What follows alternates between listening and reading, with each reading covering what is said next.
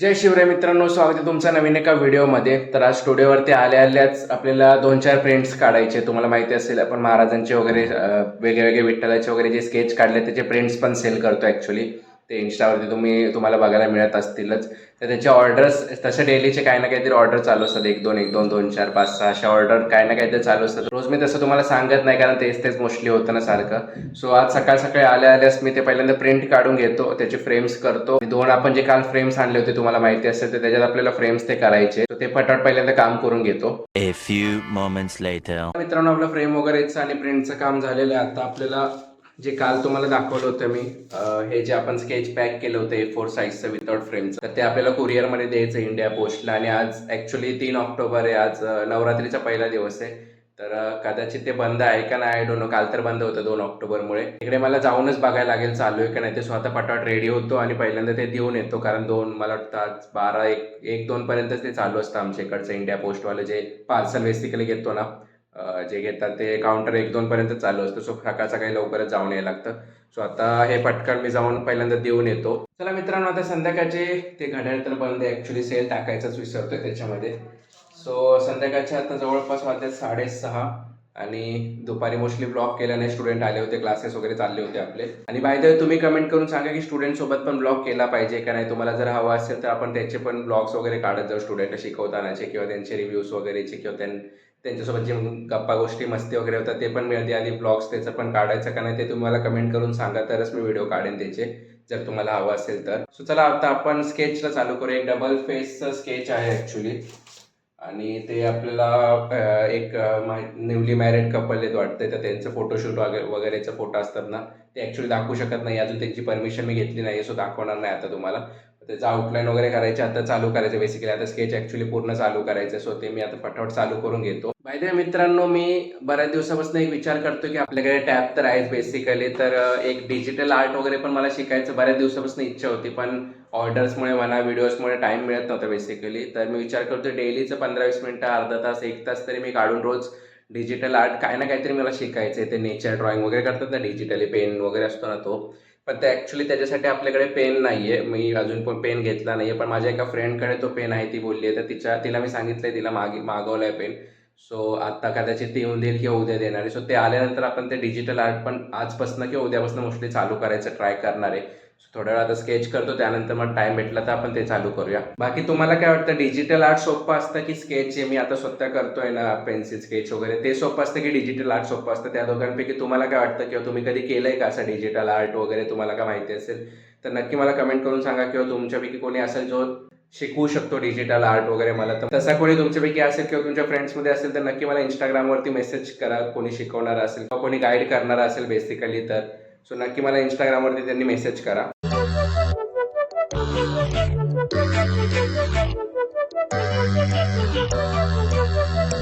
चला मित्रांनो, फायनली आपलं आउटलाईन कंप्लीट झालेली. 1 तासभर झालं आपण आउटलाईन करतो. डबल फेस आहे बेसिकली, सो जास्त टाइम लागतो ॲक्च्युली आता. आणि आता जवळपास 7:30 पावणे 8 झालेले आहेत. सो पहिल्यांदा ब्लॉग एडिट करून घेऊया आपण.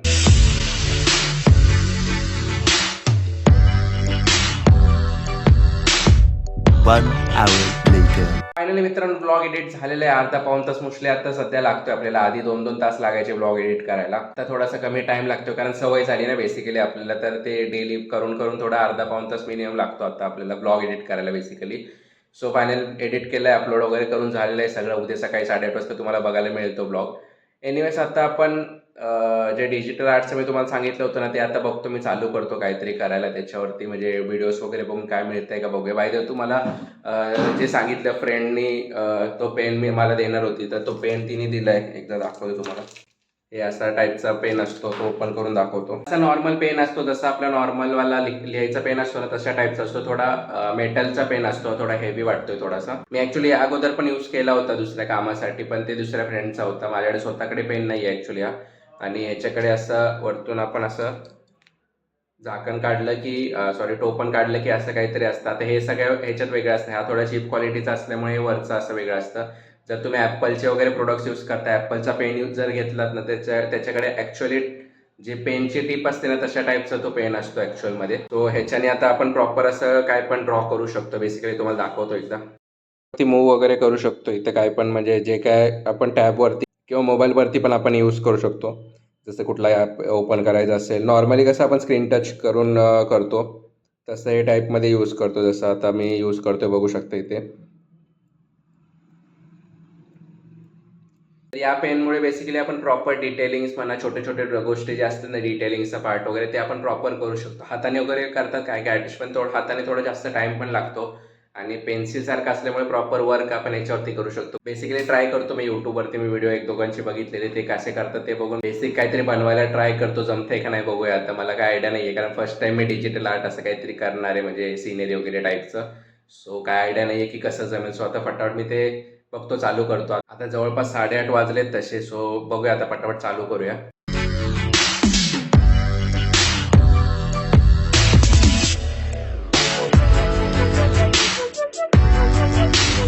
मित्रांनो, मागच्या 15-20 मिनिटापासून मी नुसतं ते सॉफ्टवेअर आणि ॲप्लिकेशन जे आहे ना ते ओपन करून बसलोय, पण बरेच काय काय त्याच्यामध्ये गोष्टी आहेत. इतके सारे ऑप्शन्स आहेत ना, ते ऑप्शन सुद्धा नीट ॲक्च्युअलमध्ये समजत नाहीये ते कसे आहेत, काय काय आहेत ते.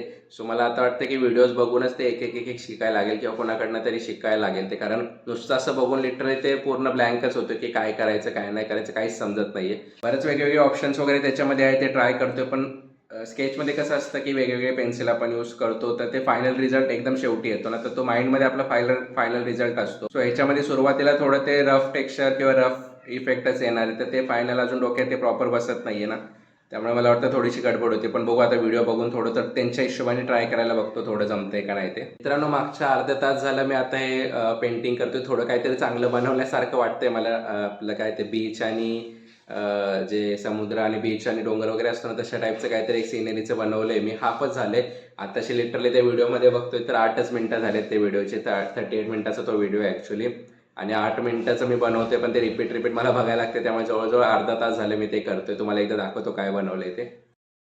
सो तुम्ही बघू शकता, हे थोडंसं असं काहीतरी मी बनवलं आहे. इथे पाणी वगैरे दिसतंय तुम्हाला, अजून ते करायचं आहे पूर्ण. इथे बीचचं सँड वगैरे टाईपचं, इथं डोंगर वगैरे टाईपचं आपण बनवलं आहे. थोडा मागचा डोंगर वगैरे असं काहीतरी आहे वाटतं. आणि इथे ढगं वगैरे ट्राय केलेत बनवायची. तर ॲक्च्युली एवढंच करताना थोडंसं जास्त आता हेक्टिक झालंय, म्हणजे लिटरली बराच टाइम पण लागतो ते करायला आणि लगेच ती डोक्यात बसत नाहीये गोष्ट. आता फक्त मी बघूनच करतोय, त्याने जसं सांगितलं तसं करतोय, पण स्वतःहून काही इमॅजिनेशन करून करायचं अजून तरी माझ्या डोक्यात तसं काय इमॅजिन होतच नाहीये बेसिकली. तर त्याला टाइम लागेल. आय थिंक 1 महिना 2 महिना प्रॅक्टिस करायला लागेल मला डेली, तेव्हा कुठे जाऊन प्रॉपर करता येईल.